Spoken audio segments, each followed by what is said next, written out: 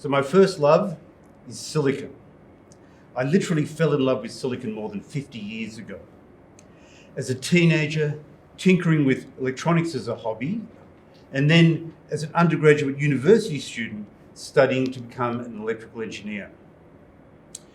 In the intervening 50 years, I have been reading one article after another claiming that silicon is about to be replaced by quantum chips, optical chips, or chips made from germanium or graphene or DNA or RNA.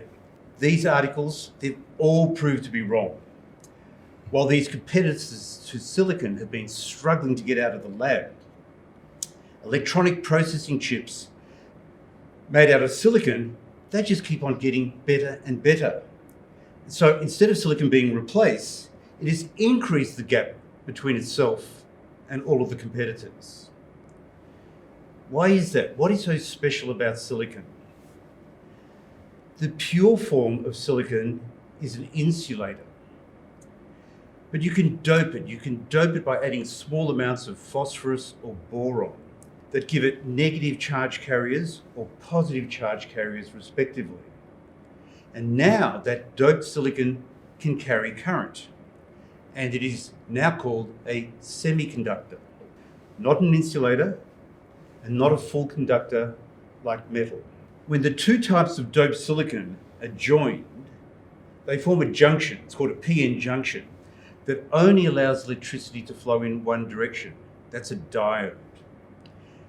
And that's what makes silicon semiconductors so different from metals and so special. If you add a third electrode and apply voltage, and using that electrode apply voltage to the junction, you can control the amount of current that flows, and now you have a transistor. Apply some sunlight and you have a solar panel. Silicon can be purified to an extraordinary extent. It's purified to 99.999999999%, so that even if a microprocessor has billions of transistors on it, not a single one is defective. Another advantage of silicon is that it is abundant. It is highly stable, and it's resistant to the steam and acid that are used during the processing of microprocessor chips. And another bonus is that it is easy to convert the silicon into silicon dioxide.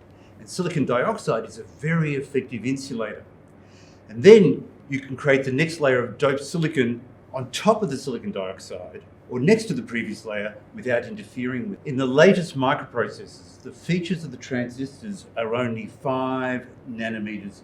That is just 5 billionths of a meter, 1/10,000th of the diameter of a human hair, a 10,000th. This is so small that Apple, the computer company, they fit more than 100 billion transistors into the main microprocessor in the Apple Mac desktop computers. I am not the only one to worship silicon. Think about the entrepreneurs, the scientists, the engineers who built America's greatest technology hub on the back of silicon technology. That incredible technology hub became known as Silicon Valley. And for all these reasons, I have long said that silicon is king.